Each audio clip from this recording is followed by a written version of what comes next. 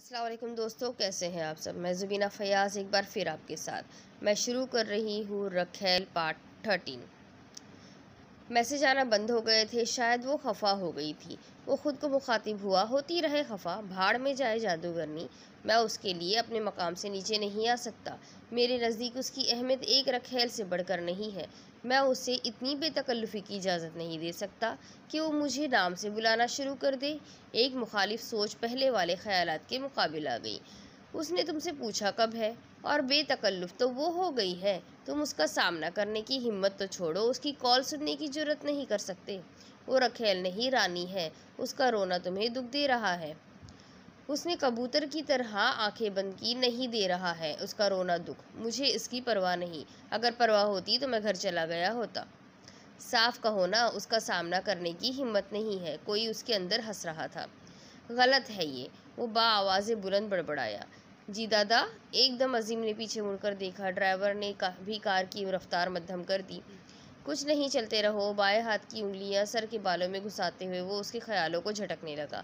यकीनन पाशा का तज्जिया सही था। शुक्र था कि उसने बर वक्त कबीर दादा को इस तरफ मुतवज्जा करके इसके इलाज की तरफ रहनुमाई कर दी थी। एसपी साहब दफ्तर से तो उठ चुके होंगे। अजीम की आवाज़ ने उसे ख्यालों के चुंगल से छुटकारा दिलाया। कॉल करके मालूम कर लो। और अजीम इस बात में सर हिलाते हुए एसपी के करीबी आदमी से रब्ता करने लगा। मालूमात लेकर वो कबीरदादा की तरफ मुड़ा। वो अपने खुफिया अड्डे में है और घर जाने के लिए उठने वाला है। वहीं जाएंगे। कॉल करके मेरी आमद का बता दो। जी दादा। अजीम दोबारा रब्ता करने लगा। 15-20 मिनट बाद वो एसपी ज़मीर हुसैन ओढ़ो के सामने था। ज़मीर हुसैन ओढ़ो ने मुनाफिकाना मुस्कुराहट से इसका इस्तकबाल किया। रस्मी कलमात की अदाई के बाद वो आमने सामने बैठ गए थे। मुलाजिम शराब की बोतल, शीशे की नफीस गिलास और ट्रे में बर्फ़ के टुकड़े रखकर उनके सामने सर झुकाए बाहर निकल आया। अब वो अकेले थे। ग्लासों में बर्फ़ डालकर एसपी ने 2 ग्लासें बनाई और एक उसकी तरफ खिसकाते हुए कबीर दादा के चेहरे पर सवालिया निगाहें दौड़ाई। शराब के भरे ग्लास को देखते ही उसके कानों में तनावुश की आवाज़ गूंजी। एक बोतल में 6 गिलास गंदा मशरूब होता है और आज तकरीब में आपने 7 गिलासें पिए थी। इसलिए इस लिहाज से कल जो बोतल मिलेगी उसमें से भी एक गिलास मशरूब कम होगा। जी कैसे तशरीफ़ आवरी हुई। इसे खामोश पाकर एसपी ने लब खोले।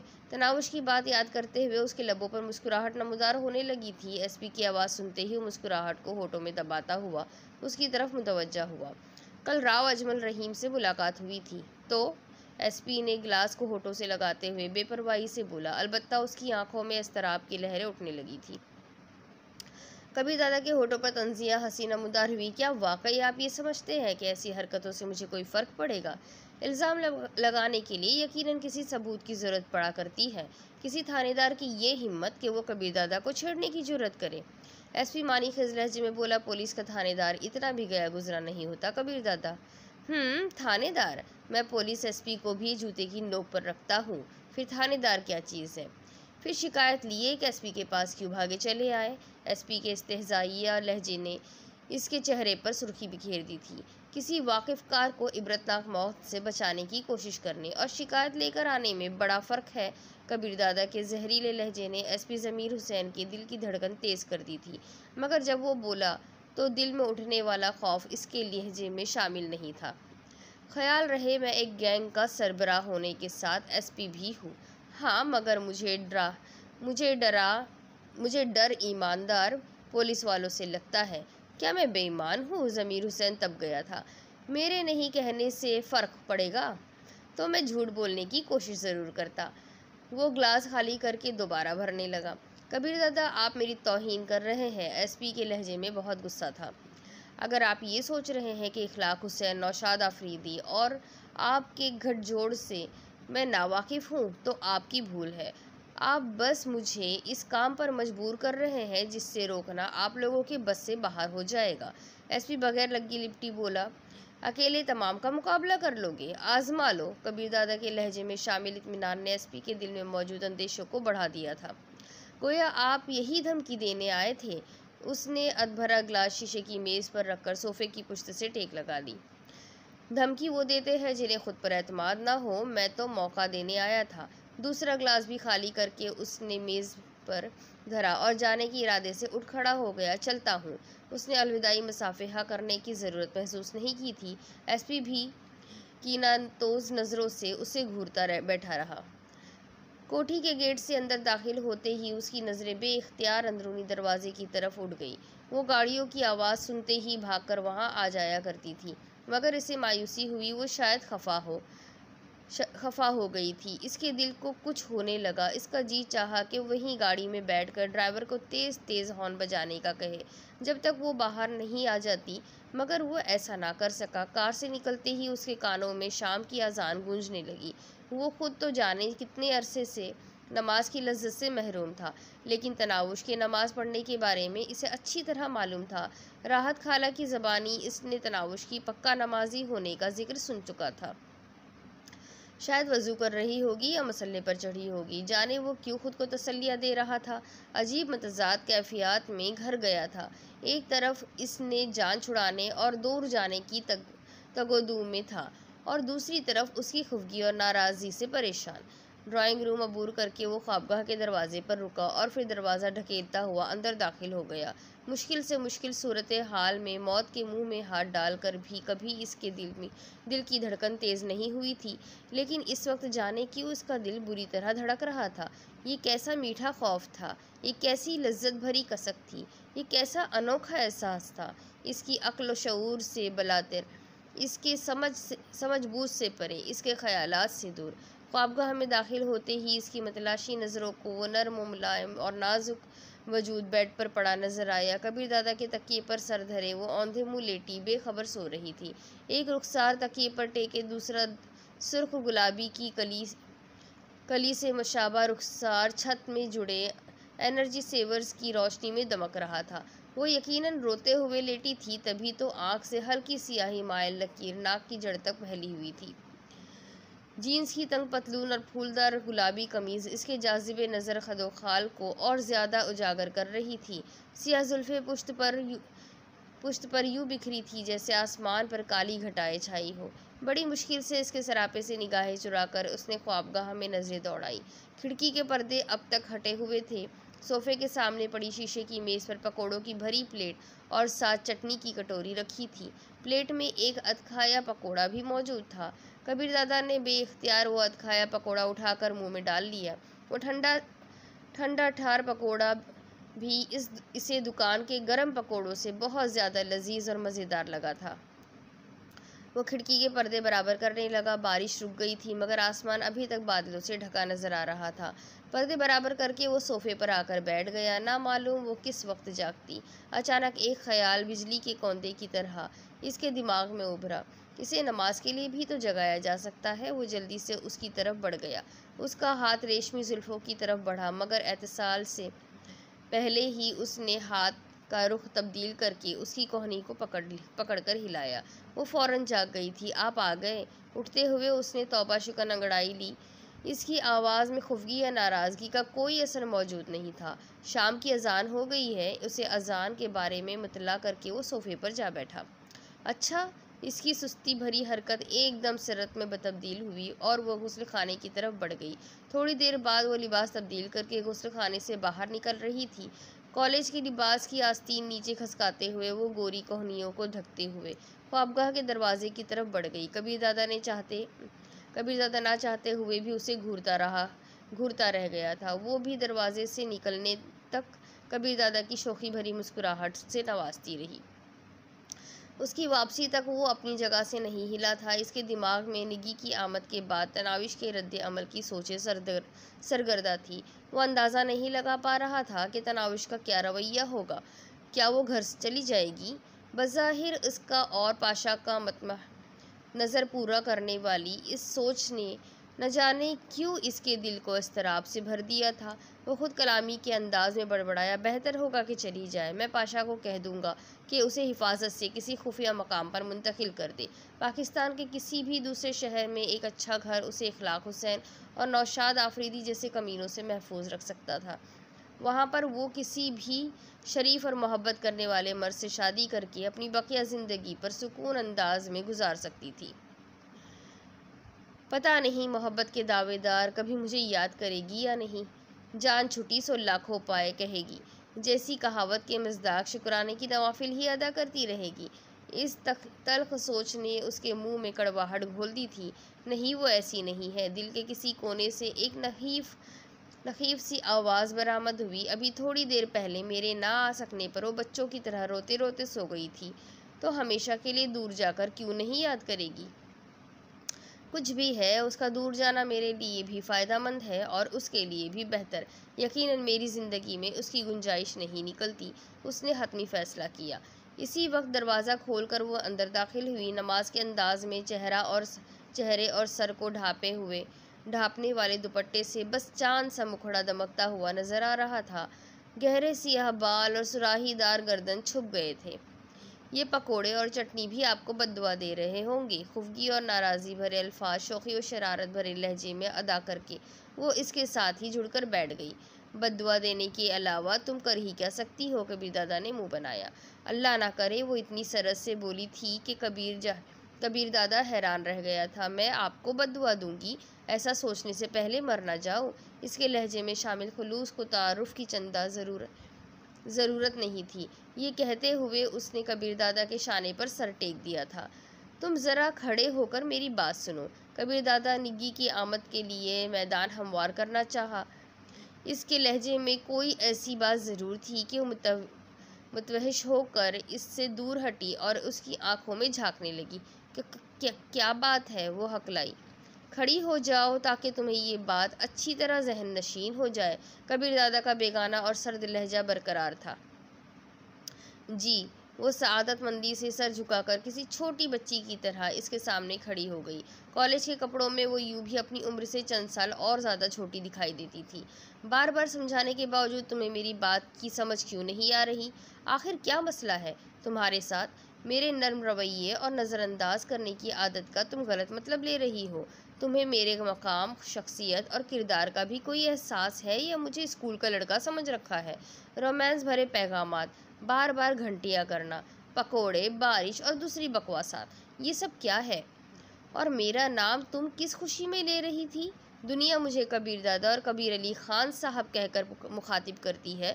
तुम यूँ कबीर कह रही थी जैसे मैं तुम्हारा मुलाजिम हूँ। क्या लगता है कि तुम दुनिया में एक लौती खूबसूरत लड़की हो और तुम जैसी मेरी ज़िंदगी में इससे पहले कोई नहीं आई? तुम जन्नत की हूर या कोहे काफ की अप्सरा हो? ये वाहियात और भोंडे चोचले मुझे कोफ्त में मुब्तला कर देते हैं। खबरदार, जो आइंदा मुझे इस किस्म का कोई पैगाम भेजा या रोमांस वगैरह का भूत खुद पर सवार किया। अगर यहाँ रहना है तो इसी तरह रहना होगा जिसका वादा करके तुम यहाँ आई थी। याद है, तुमने बड़े अज़म से कहा था कि एक रखेल की तरह रहूँगी, बस निकाह पढ़ा लो। अब निकाह पढ़ा लिया है तो पुरपुर्जे निकलने शुरू हो गए। तलाक का लफ्ज़ मुंह से निकालना इतना भी मुश्किल नहीं है, और ना मैं कोई मौलवी या तबलीगी जमात का नुमाइंदा हूँ कि गुनाह सवाब के डर को खुद पर मुसल्लत रखूँ। आखिरी बार तनबिया कर रहा हूँ, दोबारा शिकायत का मौका ना देना। मैं क्या कर रहा हूँ, क्या खा पी रहा हूँ, किस से वास्ता रख रहा हूँ, इससे तुम्हें कोई मतलब नहीं होना चाहिए। जिस दिन यहाँ तंग आ जाओ बता देना, वापस घर भेज दूँगा। कबीर दादा के मुँह में जो आया वो कहता चला गया।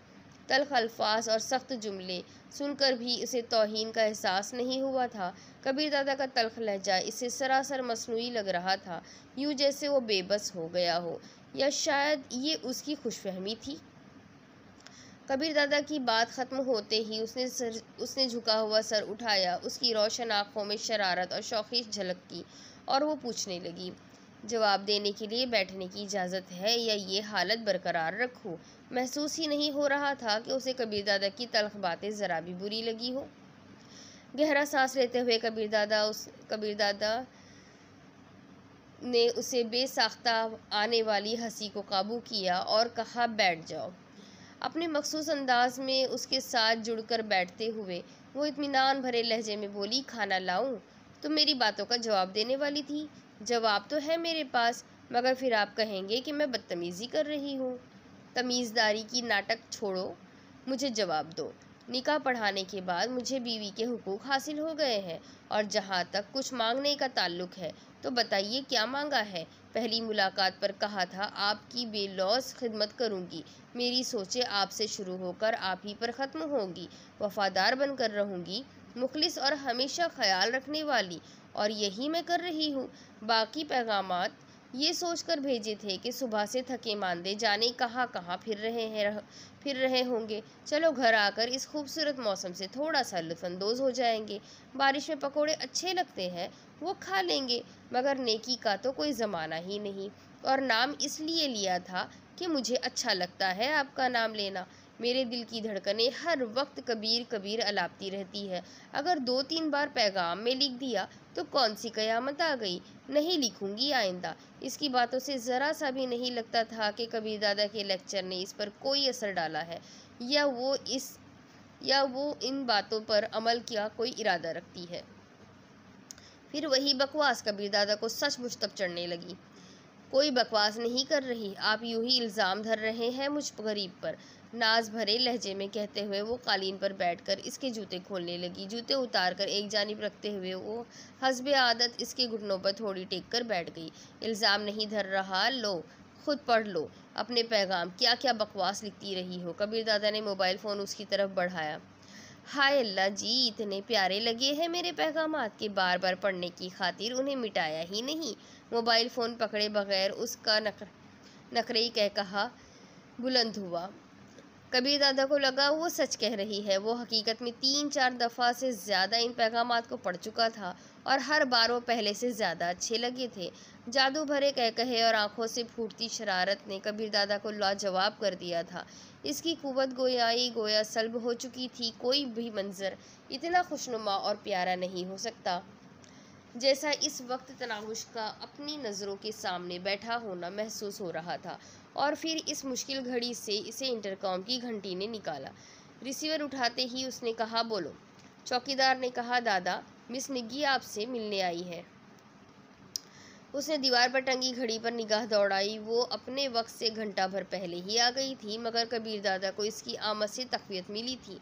वो तनाविश के लिए कबीर दादा की तरफ से एक जीता जागता और मदलल जवाब ही तो था। आने दो, मुख्तसरन जवाब देते हुए उसने रिसीवर रख दिया। कौन है? तनाविश इसी हैयत में बैठी पूछने लगी। मेहमान है और यहीं आ रही है। आ रही है के अल्फाज ने तनावुश की आंखों में इस्तराब की लहरें दौड़ा दी थी। वो उठकर सोफे पर बैठते हुए बोली, उससे ड्राइंग रूम में भी तो मुलाकात की जा सकती है। मगर कबीर दादा ने इसकी बात का जवाब नहीं दिया। किस लिए आ रही है? तनाविश की कुरेद जारी रही। इससे नज़र चुराते हुए कबीर दादा बेगाने लहजे में बोला, कौन है, क्यों आ रही है, कितनी देर के लिए आ रही है, इन सब बातों का जवाब तुम्हें चंद लम्हों तक मिल जाएगा। तनावुश खामोशी से होठ काटने लगी। न जाने क्यों इसे किसी बड़ी गड़बड़ के आसार नजर आने लगे थे। ख्वाबगाह के दरवाजे पर दस्तक हुई और फिर जवाब का इंतज़ार किए बगैर दरवाज़ा धकेल कर निग्गी अंदर दाखिल होते हुए चहकी। यकीनन मैंने इंतज़ार की कोफ्त से आपको बचा लिया है। बगैर बाजुओं वाली खुले गले की काली रंग की मुख्तसर सी कमीज़, गहरे सुर्ख रंग की तंग शलवार, गले में झूलता मफलर नुमा दुपट्टा, पाँव में जदीद फैशन की सैंडल, कंधों तक आती रेशमी जुल्फ़े जिन्हें खुला छोड़ दिया था, गले में सफ़ेद मोतियों का खूबसूरत हार, कानों में हीरो जड़े टॉप्स, दाहिनी कलाई में खूबसूरत नगीनों से जड़ा कंगन, बाएं बाजू में सुनहरी चेन वाली घड़ी, कंधे से लटकता सुनहरी रंग का कीमती पर्स, गहरा मेकअप, सरतापा खुशबू में डूबी वो लोड की हुई राइफल की मानिंद लग रही थी, जिसने निशाना नजर आते ही चल पड़ना हो। उसे देखते ही तनाविश का दिल नाखुशगवार अंदाज में धड़कने लगा था। सही कहा, आओ बैठो। एक गहरी नज़र इस पर डालते हुए कबीर दादा ने बैठे बैठे मसाफे के लिए हाथ बढ़ाया था। उसका हाथ थामते हुए वो बेबाकी से कबीर दादा और तनाविश के दरमियान बैठ गई। आप कौन? उसने बैठते साथ तनाविश की तरफ मसाफे के लिए हाथ बढ़ाया। जवाबी मसाफहा करते हुए वो कुछ कह नहीं पाई थी। इसका दिल अजीब खौफ से भर गया था। दिल की धड़कन इतनी तेज़ हो गई थी, गोया दिल सीने से बाहर निकल आएगा। इसे भी अपने जैसा ही समझ लो। कबीर दादा की आवाज़ ने इसकी समातों में जहर उंडेला। एकदम इसकी आंखों में नमी उमड़ आई थी। ओह अच्छा, निगी मानी खेज़ अंदाज में मुस्कुराई। इसके एहसासात से बेपरवाह बनते हुए कबीर दादा ने एक और कारीवार किया। अच्छा तनाउश, आज रात तुम दूसरे कमरे में जाकर सो जाना, क्योंकि निगी यही रात गुजारेगी। जी, बमुश्किल उसके होठों से निकला था। कबीर दादा ने इसकी तरफ निगाह दौड़ाई। आंखों के कटोरे पानी से लबरेज हो गए थे। इसके होंठ तितली की नाजुक परों की तरह फड़फड़ा रहे थे, जैसे कुछ कहना चाहती हो, कबीर दादा की मन्नत करना चाहती हो, उसका गिरेबान पकड़कर चीख चीख कर पूछना चाहती हो, ये परकटी कबूतरी मुझसे खूबसूरत है क्या? ये फैशन ज़दा फ़ाहिशा मुझसे ज़्यादा आपको प्यार करेगी क्या? आखिर मुझ में, मेरे प्यार में ऐसी कौन सी कमी दर आई थी कि आपने इसको बुला लिया? मगर फिर वो सारी इन अनकही बातें अपने दिल में दबाते हुए अपनी जगह से उठी और नज़रें झुकाए ख्वाबगाह के दरवाजे की तरफ बढ़ गई। आंखों में भरा पानी किसी भी वक्त छलक सकता था। गुलाबी होठ अभी तक लरज़ रहे थे। दरवाजे के करीब जाकर रुकते हुए उसने लंबा गहरा सांस लिया। एक दर्द भरी सिसकी उसके होठों से फिसली। कबीर दादा पर शिकायत भरी निगाह डालकर वो बाहर निकल आई। एकदम इसका जिस्म लरजना शुरू हो गया था। टांगों ने जिस्म का बोझ उठाने से जवाब दे दिया था। दीवार के साथ पीठ लगाकर वो नीचे खिसकते हुए कालीन पर बैठ गई। काफ़ी देर से रुके हुए अश्क किसी बरसाती चश्मे की तरह उबलने लगे। इसे पहले दिन से कबीर दादा समेत हर आदमी ने बताया था कि कबीर दादा का किरदार कैसा है, मगर इसके बावजूद बेकाबू होती हालत इसकी समझ में नहीं आ रही थी। कबीर दादा ने तो कभी भी ये इकरार नहीं किया था कि वो इसकी ज़िंदगी में आने वाली आखिरी लड़की है, या ये कि वो इसे प्यारी है और कबीर दादा को इसके जज्बात का एहसास है। इसके बरक्स वो हर लम्हा इसे यही एहसास दिलाता रहा था कि इसकी वहाँ मौजूदगी आर्जी है और इसकी अहमियत कबीर दादा के नज़दीक एक रखेल से बढ़कर बिल्कुल भी नहीं है। उसने निकाह भी इसकी ज़िद या ख्वाहिश को मद्देनज़र रखकर पढ़ाया था। इतनी खुली डली वजाहत और एतराफ़ के बाद यूँ गैर होती हालत का कोई जवाज़ नहीं बनता था, मगर वो बेबस हो गई थी। इस वक्त इसे मालूम हुआ कि कबीर दादा इसके दिल की गहराइयों में उतर चुका है। भाई की मौत का बदला चाहने वाली को अब मालूम हो रहा था कि वो एक अजाब में जकड़ी जा चुकी है। इसे एक गैंग के सरबराह, एक गुंडे, दर्जनों आदमी के कातिल, शराबी, बदकार शख्स से मोहब्बत हो गई है। इसके साथ अकेले कमरे में एक लड़की की मौजूदगी इसके दिल की दुनिया को ज़ेर व ज़बर कर गई थी। वो तो लाशऊरी तौर पर कबीर दादा को फ़कत अपना ही समझ बैठी थी। उसने तो सोच लिया था कि वो बस मसनूई बेजारी और कोफ्त ज़ाहिर करता रहेगा, मगर ना तो इससे घर भेजेगा और ना किसी दूसरी लड़की की जानिब मुतवज्जा होगा। अपनी खूबसूरती और कशिश पर इसे पूरा भरोसा था। वो ये भूल गई थी कि कबीर दादा के नज़दीक उसकी हैसियत एक लजीज पकवान जितनी थी, जो पेट भरने के बाद अच्छा नहीं लगता, एक साफ़ और शफाफ टिश्यू जितनी थी जिससे हाथ साफ करके टोकरी में फेंक दिया जाता है, एक खिलौने जितनी थी जिससे जी भर कर खेलने के बाद तोड़ दिया जाता है या किसी को बख्श दिया जाता है, एक लिबास जितनी थी जो पसंदीदा होने के बावजूद मुसलसल नहीं पहना जा सकता। अचानक राहत खाला किसी काम से ड्राइंग रूम में दाखिल हुई। इसे यूं दीवार से पीठ लगाए रोता देखकर वो तीर की तरह इसकी तरफ दौड़ी। क्या हुआ बेटी? उसे कंधे से थामते हुए राहत खाला ने तशवीश भरी आवाज़ में पूछा। वो जवाब दिए बगैर एकदम इसके गले लगते हुए हिचकियाँ ले लेकर रोने लगी। क्या साहब जी ने डांटा है? राहत खाला ने अंदाज़ा लगाया, मगर वो खामोशी से टसवे बहाती रही। कुछ तो बताओ खाला की जान, हुआ क्या है? क्यों इतना रो रही हो? राहत खाला गुलुगीर होने लगी। खाला आप ठीक कहती थी, मैं वक्त गुजारी के लिए लाया जाने वाला एक खिलौना ही तो थी, इनकी अयाशी का वक्ती सामान और बस। अच्छा उठो यहाँ से, किसी मुलाजिम ने देख लिया तो जाने क्या सोचेगा। वो इसे सहारा देकर साथ वाले कमरे में ले गई। बेड पर बिठाते हुए उसने फिक्रमंदी से पूछा, अब असल बात बताओ, क्या बात है?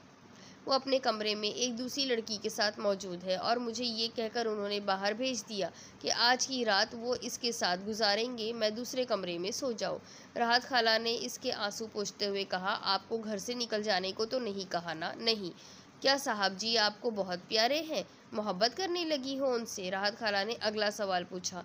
पता नहीं, एक सिसकी इसके होठों पर बरामद हुई, लेकिन इनके नज़दीक एक दूसरी लड़की बर्दाश्त नहीं हो रही। अच्छा रोते नहीं है, यकीनन इनकी नज़रों में आपकी इतनी अहमियत तो है ना कि आपको घर नहीं भेज रहे। बाकी ऐसी फहशाएँ कई आएगी और चली जाएगी, आप तो बस साहब जी के बेलौस खिदमत करती रहें। एक दिन आएगा कि वो इन लड़कियों को हमेशा हमेशा के लिए खैर बात कह देंगे। जानबूझकर तो नहीं रो रही। उसने ज़ोरदार अंदाज में नाक से सांस अंदर खींचा। अच्छा, मैं आपके लिए खाना बनाती हूँ, फिर नींद की गोली खाकर लेट जाना। भूख नहीं है, उसने मुंह बसोरा। फिर भी 2-3 निवाले ले लो। वो इसके माथे पर बोसा देकर बाहर निकल गई। एक दफ़ा फिर उसकी आंखें बहने लगी थी। तनाउश के गायब होते ही कबीरदादा को लगा जैसे इसका दिल किसी ने मुट्ठी में भींच लिया हो। निगी का वजूद इसे एकदम फरामोश हो गया था। अगर कुछ नजर आ रहा था तो तनाउश के लरसते कांपते होठ, अश्कों भरी सियाह आंखें और दुखी चेहरा। इसका जी कर रहा था भाग कर जाए और उसके नाजुक वजूद को अपनी मजबूत बाहों में भर ले, इसकी सियाह आंखों में भरे नमकीन पानी को अपने होठों से खुश्क कर दे, उसके फड़फड़ाते होठों पर शोखी भरा तबस्सुम बिखेर दे। तो कैसे दिन गुजरे हैं जनाब के? निकी की आवाज़ ने उसे ख्यालात की दुनिया से बाहर खींचा। क्या? वो इसकी तरफ मुतवज्जा हुआ। वो चली गई है जनाब, और मैं यहाँ मौजूद हूँ। निकी एक नाजेबा हरकत करते हुए खिलखिलाई। यूँ भी वो कुछ अरसा इसके साथ बहुत बेतकल्लुफ़ होकर गुजार चुकी थी। इसकी दोशीज़गी के पहले ख़रीदारों में कबीरदादा भी शामिल था, और फिर कबीरदादा ही की मरहून मन्नत और मॉडलिंग में इतना आगे तक जा सकी थी। मैं कपड़े तब्दील कर लूँ? कबीरदादा के लहजे में तो नहीं, अंदाज में ज़रूर बेजारी थी। कुछ पीने पिलाने को नहीं है? वो इसकी बेजारी को खातिर में नहीं लाई थी। यूँ भी किराए की औरतों को अगले के मूड की परवाह नहीं होती। कबीरदादा की निगाहें शराब की ताला लगी शराब की अलमारी पर पड़ी, और उसके दिमाग में तनाउश की मासूमियत भरी आवाज़ गूंजी। मैंने नापे हैं, इस गंदे मशरूब की बोतल में 6 गिलास होते हैं। मुस्कुराने क्यों लगे? निगी की आवाज़ ने उसे एहसास दिलाया कि तनाउश की बातों को याद करते हुए वो बेसाख्ता मुस्कुरा पड़ा था। कुछ नहीं। सर झटक कर उसने इंटरकॉम का रिसीवर उठाया। अजीम, 2 बोतल विस्की, और तुम क्या लोगी? अजीम से बात करते करते वो निगी से पूछने लगा। वो जल्दी से बोली, स्कॉच, और 1 बोतल स्कॉच की राहत खाला के हाथ भेज दो। जी दादा, अजीम मुअद्दिबाना लहजे में बोला। रिसीवर रखकर वो ड्रेसिंग रूम की तरफ बढ़ गया। तनाविश के आने के बाद से उसे कपड़ों की अलमारी खोलने का मौका नहीं मिला था। इससे पहले भी काम करने के लिए मुलाजिम मौजूद रहते थे, मगर तनाविश की खिदमत गुजारी तो मोहब्बत, खुलूस और अकीदत में डूबी हुई थी। इसका छोटे से छोटा काम भी वो अपने हाथों से करना पसंद करती। मुलाजिम कभी ये गौर नहीं करते थे कि इसकी जुराबें या अंडरवेयर कितना मैला हो गया है। ना खुद वो इतना सफाई पसंद था। कभी कभी तो एक ही जुराबों के जोड़े वो हफ्ता हफ्ता गुजार देता था, मगर अब रोज़ाना धुली हुई जुराबें बूटों में मिलती, साफ़ अंडरवेयर पहनने वाले सूट के साथ लटका हुआ मिलता। अलमारी खोलते ही उसे तमाम सूट एक तरतीब से लटके नज़र आते। मैले सूट यकीनन इसने ड्राई क्लीन के लिए भिजवा दिए थे। इसने दूसरी अलमारी खोली, शलवार सूट लटके हुए थे। अलमारी की दराज खोलने पर उसे साफ़ सुथरी तह की हुई जुराबें नज़र आई। दराज से उठती खुशबू ने इस पर वाज़ह किया कि वो जुराबों पर खुशबू छिड़क कर रखती है। तीसरी अलमारी में इससे तनावुश के 4-5 सूट लटके नज़र आए। 2 कॉलेज की यूनिफॉर्म थी, एक सुर्ख रंग का जोड़ा जो उसने पहली रात पहना था। कबीरदादा का लाया हुआ सूट भी वहीं लटका था। इसने गहरा सांस अंदर खींचा। तनावुश के वजूद की खुशबू इसकी रगोपे में उतर चुकी थी। बेवकूफ़ लड़की, तुम नहीं जानती मैं क्यों तुम्हें दूर कर रहा हूँ। मैं तुम्हारी दुनिया का आदमी नहीं हूँ। तुम साफ शफाफ शबनम के कतरों से धुला हुआ गुलाब का फूल हो, और मैं बबूल का दरख्त। यहाँ तुम्हारी कोई जगह नहीं। आज रो रही हो, मगर कल ज़रूर मुस्कुराओगी। आखिर मैं तुम्हें दे ही क्या सकता हूँ? जुर्म की दुनिया में तुम ज़्यादा दिन खुश नहीं रह पाओगी, और मैं तो इस दलदल से चाह कर भी नहीं निकल सकता। इस दुनिया में आमद का रास्ता बेशक खुला है, वापसी का कोई रास्ता नहीं। इसका शब ख्वाबी का लिबास तनावुश के कपड़ों के साथ ही लटका हुआ था। कपड़े तब्दील करके वो बाहर निकला। निगी बड़े अंदाज से सोफे पर बैठी थी। कोई भी मर्द इसे इस हालत में देखकर अपनी बेकाबू होती धड़कनों पर काबू ना पा सकता था, मगर अजीब बात थी, कबीरदादा पर इसकी अदाएँ कोई असर नहीं कर रही थी। इसके लतीफ़ जज्बात जाने कहाँ जा छिपे थे। इसकी नज़रों में तो बस तनावुश के फड़फड़ाते लब और डबडबाती आंखों का मंजर ठहर चुका था। वो इससे अपनी सोच से झटक नहीं पा रहा था। बकौल शायर, नज़र से दूर रहकर भी किसी की सोच में रहना किसी के पास रहने का तरीका हो तो तुम जैसा। वो सोफ़े के दूसरे कोने में जाकर बैठ गया। बड़े खामोश से हो वो खिसक कर उसके करीब आई। कुछ नहीं यार, कबीर दादा का अंदाज टालने वाला था। क्या अच्छी नहीं लग रही? उसका हाथ कबीर दादा की छाती पर रेंगने लगा। इससे मर्दों को लुभाने और अपने बस में करने का तरीका अच्छी तरह मालूम था। इसका मुलायम हाथ कबीर दादा को किसी सांप की मानिंद महसूस हो रहा था। वो खुशबू में नहाई हुई थी। इतनी तेज खुशबू भी तनाविश के बदन की कुदरती खुशबू का मुकाबला करने में नाकाम हो रही थी। उसकी खूबसूरत भूरी आंखें, मेकअप ज़दा चेहरा, रेशमी बाल, गदाज बदन, कुछ भी तो कबीर दादा को मुतासिर नहीं कर पा रहा था। इसके दिल को तो बस तनाविश की आखिरी निगाह मसले जा रही थी। दरवाजे पर दस्तक हुई और कबीर दादा ने निग्गी को नरमी से दूर करते हुए कहा, आ जाओ। राहत खाला ट्रे में 3 बोतलें सजाए दरवाजे पर नमूदार हुई। उसने नज़र भर कर निग्गी को देखा और शीशे की मेज़ पर ट्रे रखकर वापस मुड़ गई। उसकी आंखें निग्गी को देखते हुए कहर बरसाती हुई लग रही थी। निग्गी ने कहा, कुछ खाने को भी मंगवा लो या भूखा रखने का इरादा है? राहत खाला, बात सुनो। कबीर दादा राहत खाला को आवाज़ देकर इसकी तरफ मुतवज्जा हुई। क्या खाओगी? वो दिलरुबाई से बोली, कुछ अच्छा सा मंगवा लो। ड्राइवर को भेजकर 3-4 किस्म के अच्छे खाने मंगवा लो। इसने चुनाव की जिम्मेदारी राहत खाला पर छोड़ दी थी। जी साहब। और हाँ, तनावुश से पूछकर उसके लिए भी खाने मंगवा लेना। राहत खाला के चेहरे पर खुशी नमूदार हुई। जी साहब कहकर वो दोबारा मुड़ गई। यकीनन कबीर दादा को तनावुश का ख्याल था, वरना यूँ क्यों कहता। कितना ख्याल रखते हुए अपनी दुल्हन का, वो बर्फ़ लेने के लिए मटकते हुए फ्रिज की तरफ बढ़ गई। कबीर दादा ने इसके नज़र बहकाते वजूद से बेनियाज होकर सोफ़े की पुष्ट से टेक लगाई और आंखें बंद कर ली। तनावुश का उदास चेहरा एकदम इसकी आंखों के सामने नमूदार हो गया। डबडबाई आंखें और लरसते होंठ इसे बेकल कर रहे थे। जाने क्यों इसे यकीन था कि वो रो रही होगी। बर्फ़ लाकर निग्गी ने अपने लिए स्कॉच और इसके लिए विस्की का जाम तैयार किया। क्या सोच रहे हो? वो अपना जाम उठाकर इसके करीब खिसक आई। उसी वक्त कबीर दादा ने तनावुश के लरसते होठों के सामने हथियार डाल दिए थे। इसके दिमाग में एक तरकीब उभरी।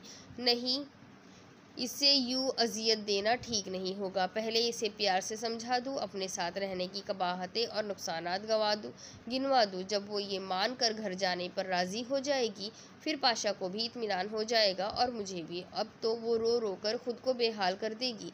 एक मीठी कसक इसकी दिल में जागी और वो निग्गी को दूर धकेलते हुए वो इत्मीनान भरे लहजे में बोला, तुम दूर बैठकर भी बात कर सकती हो। इसके आगे की स्टोरी मैं आपको अगली किस्त में सुनाती हूँ कि क्या होगा। अब वो निग्गी को कैसे हटाएगा, पाशा को कैसे इत्मीनान दिलाएगा और तनावुश को कैसे मनाएगा। ये सब कुछ जानने के लिए मेरे साथ बने रहिए। चैनल को सब्सक्राइब कर लीजिए, बेल आइकन को ज़रूर दबा दीजिए। अगली किस्त में फिर मिलेंगे। अल्लाह हाफिज़।